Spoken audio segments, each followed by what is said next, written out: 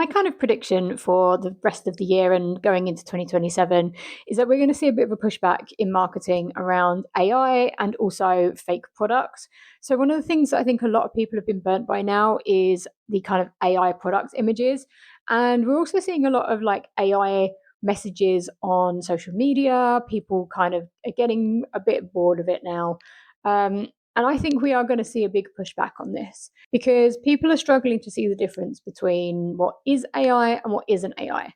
And when it comes to products and you spending your hard earned money on something, because let's face it, we are heading into a recession and not everybody's got a lot of money to play with at the moment. The last thing that you are going to want is to pay for something that you think looks okay online for it to turn up and it not actually be what you thought it was. And we're seeing this quite a lot with various different websites where they're starting to use very cheaply made products, but they're not using sort of images online that reflect that. And so I do think there's going to be a big pushback. And I think this is going to culminate in a lot of small brands really hammering home the fact that there are people behind the shop. I think it's going to come down to the fact that if you start to see founders online, you start to see the people behind the scenes, you start to see product demonstrations, you are going to trust that a lot more. And we see it with TikTok Shop all the time. Like we see a lot of people trying on stuff, we see them using the product, doing reviews, and then when we go to buy it, it's pretty much what is advertised.